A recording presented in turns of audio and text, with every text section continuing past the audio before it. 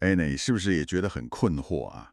就是明明每天花很多钱、很多时间、很认真在保养，结果皮肤好像越来越不听话，动不动就敏感泛红，或者是说试了那种你知道各种口碑很好的产品，但什么痘痘、干燥、脱皮这些老问题，就是一直来，一直来，好像永远不会好。今天呢，我们要来深入探讨一下。根据我们手边的资料，就是宋凤仪医师写的《机械毒2》这本书，来聊一个可能，跟你想的很不一样的护肤观念——机械毒。然后我们也会顺便了解一下支持这个概念的核心技术，叫做肌肤监测。我们这次主要想从这份资料里面试着去理解为什么我们一直相信的勤劳保养，有时候好像没用，甚至可能本身就是问题的一部分。更重要的是，看看有没有什么方法可以透过更仔细的观察，帮皮肤找回它本来就有的那种力量。对，这次探讨的核心就是从我们拿到的这份文本来看，去理解作者提出的那个过度渗入、代谢不足的累积伤害这个概念，还有就是为什么暂停使用产品，然后搭配监测会被认为是关键。我们不是要否定所有的保养品啦，而是想借着这份资料提供一个反思的角度，就是说我们的皮肤是不是真的需要我们给它那么多东西？好，那我们就来一个一个拆解。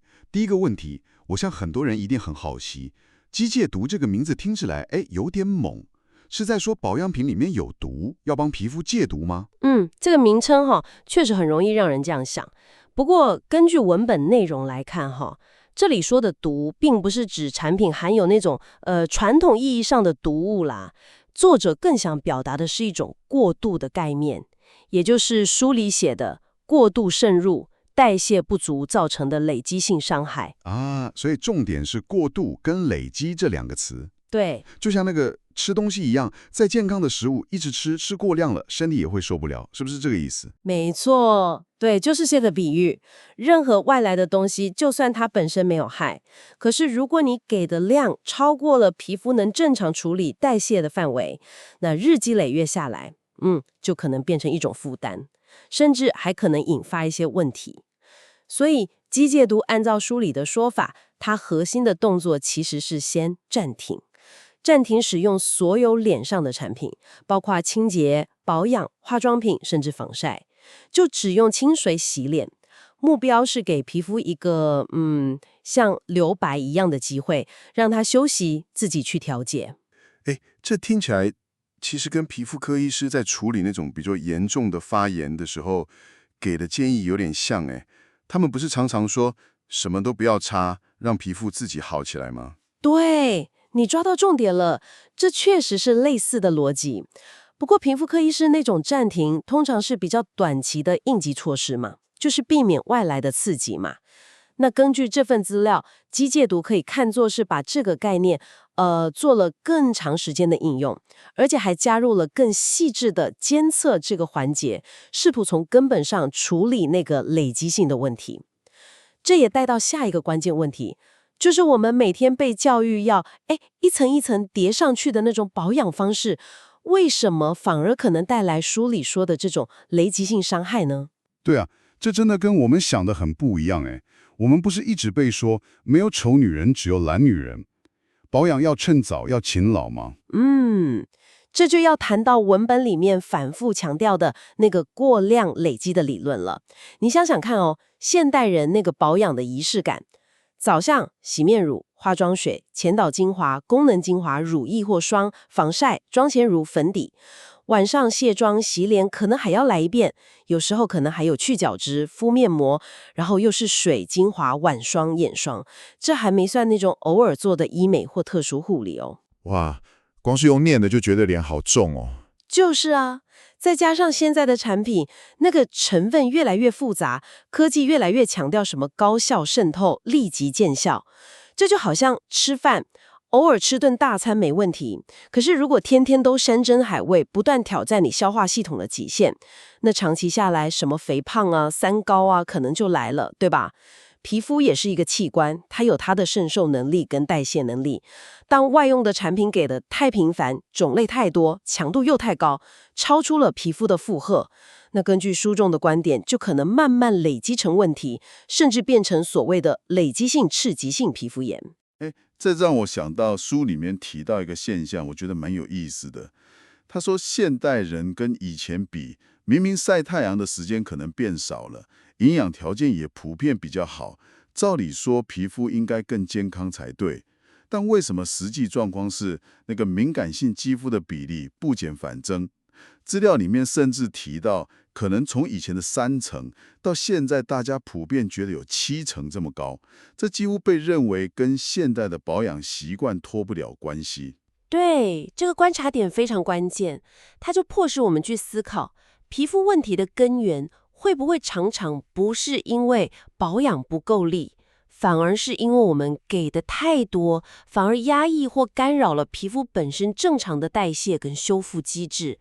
也许皮肤需要的不是更多外来的加法，而是需要我们先做减法，就是停止过度的干预。OK， 所以核心是暂停。那接下来这个问题大概是最多人听过，但也最容易搞混的。书里面那个很响亮的口号：14天不洗脸。这是真的叫人14天都不要碰水、不要洗脸吗？光想就觉得有点惊悚。而且如果真的把所有产品都停掉，脸会变成什么样子啊？这个口号确实很容易造成误会啦。文本里面有特别澄清哦，14天不洗脸，并不是指完全不碰水，那样不卫生嘛，也不实际。它的真正意思是说，14天或者可能需要更长时间，不用任何产品洗脸，还是要洗脸的，但是只能用清水，而且还强调要温和清洁。温和清洁，那要怎么定义这个温和啊？它的目的是洗掉外面沾到的脏东西，比方说灰尘啊、部分的汗水啊，同时又不能洗得太干净，不能伤害皮肤天然的屏障，也不能带走太多那种保护性的油脂。所以书里建议是用微凉的水轻轻泼洗，或是用手轻轻抚摸就好，避免使用任何洗面乳之类的，也绝对不可以用毛巾去搓。洗完脸最理想的状态是不紧绷、不干涩。了解，所以是不用产品洗脸，不是不洗脸。那停用产品之后呢，皮肤会马上变好吗？还是？这就是另一个重点了。根据书中的观察，停用产品之后，皮肤的反应通常不是一条线变好，反而会出现一种起起伏伏、不稳定的过程。作者把它叫做禁断反应 （withdrawal reactions）。这个反应有几个特征哦，听起来跟戒掉某些成瘾物质的过程有点像。听起来蛮有趣的，是哪几个特征啊？第一个叫做剂量容忍效应，这就像你可能对咖啡因或某些药物会产生耐受性一样，长期使用的保湿、抗痘或抗敏产品可能会让人觉得效果越来越差，需要增加用量，用得更频繁，或是换更强效的产品才能维持原本的感觉。这个好像很多人都有经验呢。一开始用超有效的，后来就好像还好。对，那第二个也是最需要有心理准备的，叫做禁断波浪表现。这点非常关键哦。停用产品之后，皮肤状况不是咻一下就变好了，而是会像海浪一样有起有落。可能一开始觉得蛮舒服的，皮肤好像平静下来了，但接着可能突然冒出一大堆痘痘、粉刺，或是变得非常干燥、脱屑，甚至发红、发痒、流组织液。然后呢，这些状况可能又会缓和下来，过一阵子，又来一波。但通常每一次的那个浪头会比前一次低一点，就是恶化的程度会减轻。文本认为，这是皮肤在自我清理、排除过去累积下来的那些负担的过程。哇，这听起来过程会很煎熬哎。看到皮肤变这么糟，一般人的第一个反应一定是：天哪，这方法不行，我得赶快擦点什么把它压下去。你说到点上了，对，这就连到第三个特征，叫做剂量再容忍效应。当皮肤经历了一段时间的禁断之后，它对原本那些产品的耐受度可能会回到比较低的水平。这时候如果忍不住又用回以前的产品，哪怕只是一点点都可能感觉哇，效果超好，超有感。这种强烈的对比就非常容易让人产生，之前的禁断是错的，是没必要的，然后就放弃了。这3个效应连起来，真的解释了为什么很多人可能试过什么都不擦，但很快就放弃了嘛。因为过程中的那种恶化，还有之后再用产品的那个有效感，都让人很难坚持下去嘛。完全正确，所以文本才一直强调，要理解这些反应是过程，是皮肤在调整，在恢复代谢功能的暂时现象。理论上，既然你已经停用产品了，那这些反应就不是由你正在使用的产补引起的过敏或刺激，而是皮肤内在的变化。但问题来了，问题就是，我怎么知道这到底是皮肤在排毒，在往好的方向走，还是它真的就是恶化了、发炎了？万一我搞错了怎么办？这个时候，肌肤监测是不是就派上用场了？ Bingo！ 对，这正是肌肤监测被提出的核心价值所在。我们的肉眼观察其实很粗略，而且记忆常常会美化或扭曲过去的状况，对吗？肌肤监测就是利用特定的仪器把皮肤放大来看，并且进行长期追踪比对，试图更客观地了解皮肤真实的状态和那些细微的变化。把皮肤放大来看，是用什么工具呀？像放大镜吗？主要是会用到2种工具，一种是50倍或更高倍率的数位皮肤镜，这能让我们很清楚地看到平常肉眼看不到的细节，像是皮肤表面的纹路，就是所谓的皮沟、皮丘，是清晰完整；毛孔是干净通畅，还是被堵塞了？有没有不正常的血管扩张或增生等等。另外一种呢，叫做数位武士灯 Woods Lamp， 你可以把它想象成一种皮肤专用的照妖镜，或是那种特殊的黑光灯。在这种特定波长的光线下，皮肤上残留的某些化学物质、发炎的区域，或是皮脂腺分泌、角质代谢异常的地方，可能会发出不同颜色或强度的荧光。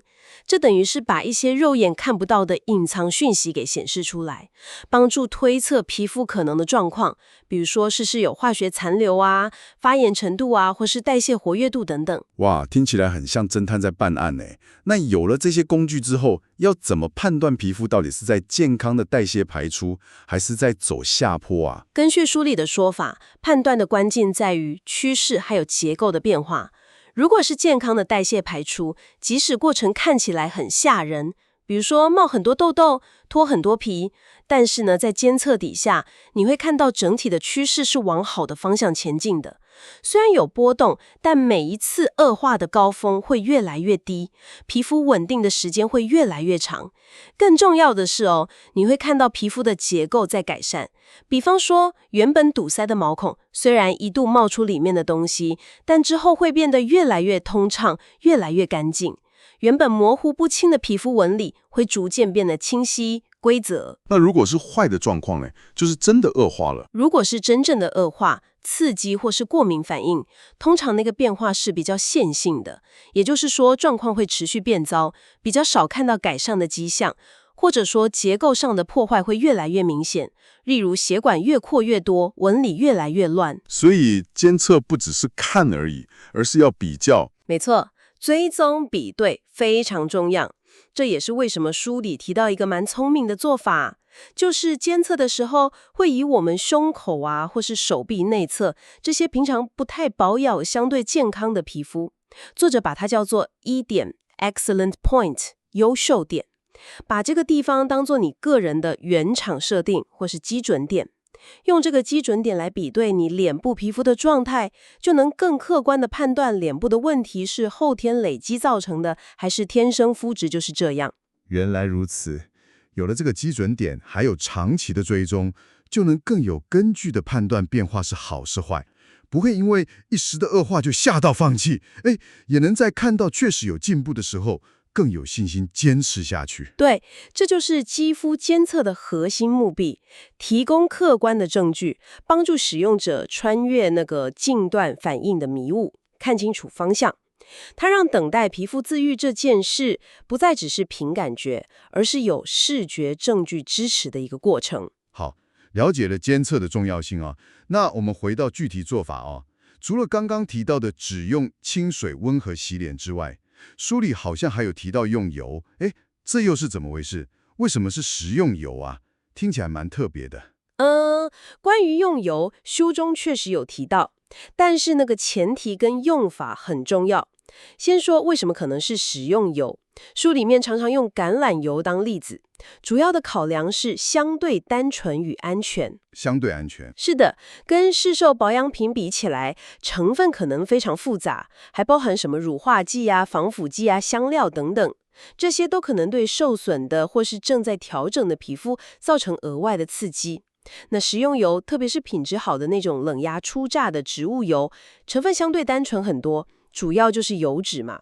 在皮肤经历禁断初期，屏障功能可能比较弱、非常干燥的时候，适度地使用油脂，可以在皮肤表面形成一层保护膜，减少水分蒸发，提供锁水的功能。不只是保湿而已吗？还有其他作用吗？书中提到，油脂还有助于软化那种过度堆积硬化的角质。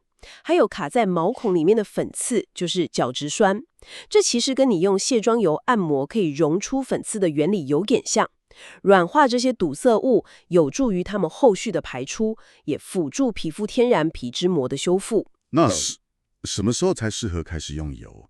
是一开始停用产品就马上用吗？这里要特别注意哦，书里的建议是不建议一开始就用油。最好是先单纯的经历至少一轮清水洗脸的那个禁断反应。那为什么要等啊？因为如果你一开始就用油，那当皮肤出现我们前面提到的什么冒痘、脱屑那些排出反应的时候，你很可能会把这些反应归咎于是油造成的过敏或不适应，然后你就停用了，甚至对这个方法失去信心。但是如果你先经历过清水禁断，亲身体验过皮肤的那种波浪反应，对这个过程有了理解和心理准备之后，再根据皮肤的干燥程度，适时适量的加入油，这样你就能比较客观的看待后续的变化。你知道这是过程，而不是油本身的问题。哦，这个提醒很重要诶，避免误判。那如果决定要用油，具体要怎么用呢？书中介绍了2种主要的应用方式，一种叫做白敷，这个白字是夸饰法啦，意思是说白天皮肤感觉干燥的时候，就要少量多次地补涂食用油，可能10几20分钟就用指腹沾一点点油，轻轻按压或抚摸在干燥的区域，目的是持续保持角质层的湿润和柔软，避免干裂。书里甚至建议可以装在小滚珠瓶里，方便携带。少量多次，好像不断给皮肤一点滋润的感觉。那另外一种呢？另外一种是比较加强版的，叫做油敷，这就比较像我们熟悉的敷面膜，但是是用油。方法是用食用油，例如橄榄油，充分浸润化妆棉或是面膜纸，然后敷在脸上特别干燥、粗糙或是粉刺比较多的地方。时间可以从30分钟到1个半小时不等，目的是透过比较长时间的密封接触，强烈软化那些硬化的角质和毛孔栓塞。书里也提醒说，油敷的时候要注意避开眼周，小心不要让油流进眼睛里。听起来油敷是比较强力的手段，不过用食用油敷脸，大家最关心的问题一定是这样不会堵塞毛孔，长更多痘痘吗？这绝对是最多人的疑虑啦。书中的解释是这样哦，初期用油之后观察到的冒痘或粉刺增加，很多时候并不是油导致了新的堵塞，而是油软化了原本就存在于毛孔深处的那些硬化的角质酸，加速了它们排出的过程。这比较像是一种显性化，而不是新生。所以重点还是要搭配监测来看。没错，透过肌肤监测持续观察，你会发现虽然短期内痘痘、粉刺好像变多了，但长期来看，毛孔的通畅度是改善的，整体粉刺和痘痘的总量是减少的，皮肤的纹理是变清晰的。关键在于看趋势和结构，而不是只看单一次冒了几颗痘。当然啦，如果监测发现状况是持续恶化，而且结构变差，那就要重新评估了。了解。所以机械读的核心大概就是暂停、观察、监测，必要时辅助、清水油。除了这些，书里好像也挑战了一些我们一直深信不疑的保养迷思，我们可以快速扫描一下吗？当然可以啊。迷思一，看懂成分表就够安全了吗？文本认为，远远不够。成分表只列出名称，但缺乏太多关键资讯了。浓度多少？原料等级怎么样？哪个供应商来的？制成有没有影响？成分之间会不会互相作用？比如说，同样是玫瑰萃取，可能是顶级大马士革玫瑰的花瓣精粹，也可能是很廉价的合成玫瑰香精。光看那个 rose extract 是看不出来的啦。这点确实，成分表常常只是让人感觉安心而已。那迷思二呢？迷思二，天然的、有机的、无添加 DIY 的保养品就一定比较好、比较安全吗？答案也是不一定。首先，天然不等于温和，很多天然植物成分也可能有刺激性或致命性。想想毒藤花粉就知道了，剂量控制也很重要。其次，无添加常常是玩文字游戏，可能只是没加某几种被点名的防腐剂，但用了其他的替代品，或者配方本身就利用某些成分达到抑菌效果。至于 DIY 呢，最大的问题在于缺乏专业的无菌生产环境、成分稳定性的控制，还有精确的浓度拿捏，潜在的风险其实不低哟。对，自己在家里做，很难确保无菌跟稳定。那医美呢？像是雷射啊、光疗啊，可以一劳永逸解决问题吗？迷思三，医美光电治疗能根治皮肤问题吗？文本提醒说，这类治疗的原理大多是先破坏后重建，也就是透过可控的能量，像光、热、电波等等，对皮肤造成微小的伤害，刺激胶原蛋白增生或处理色素问题。但这个重建的前提是，你的皮肤要有足够的修复能力。如果你的皮肤屏障本身就已经很脆弱，处于敏感或发炎状态，这在长期过度保养的人身上其实蛮常见的。那这种刻意的伤害就可能变成压垮骆驼的最后一根稻草，导致修复困难、反黑，甚至更严重的问题。所以做医美之前，确保皮肤的基础健康状态非常重要。这点很重要，不能只看效果，要评估皮肤的承受力。最后一个大概是所有保养的核心问题了，保湿产品到底该不该用？这个嘛，真是个大哉问。文本中引用了一些皮肤生理学的观点指出长期过度依赖外来的保湿产品，可能反而会抑制皮肤自行生成天然保湿因子 NMF 的能力，让皮肤变得懒惰。而且某些封闭性过强的成分，例如某些矿物油、凡士林或是过于滋润的配方，如果使用不当，或是皮肤无法代谢，也确实可能堵塞毛孔。关键词是长期和过度。所以书中的观点比较倾向于，如果你没办法确定一个产品是不是真正安全，也就是经过长期监测确认不会对你的皮肤造成累积性伤害，并且能做到适度使用的话，那么或许相信并依靠皮肤自身的恢复能力是更稳妥的选择啦。哇，今天从《机械毒2》这份资料里面，我们真的接触到一个很不一样的护肤世界观耶。核心概念似乎是，我们的皮肤天生就有很强的自愈跟调节能力，但现代社会中那种追求速效、层层叠加、永不间断的精致保养，反而可能在不知不觉中变成一种慢性的累积性的负担，阻碍了皮肤回到它最健康的那个状态。所以，这或许能给你一个新的思考方向。如果你正被那种反复发作的皮肤问题困扰，试遍各种方法都效果有限，那么问题的根源会不会不只在于你用了什么神奇产品？更关键的可能在于你每天做了什么，是不是那些看似保护的行为反而给的太多，干预的太过度了？而肌肤监测这个工具，按照书中的说法，正是提供了一种可能性，让我们能用更客观、更细微的方式去看见皮肤的真实状态，还有它随时间变化的轨迹。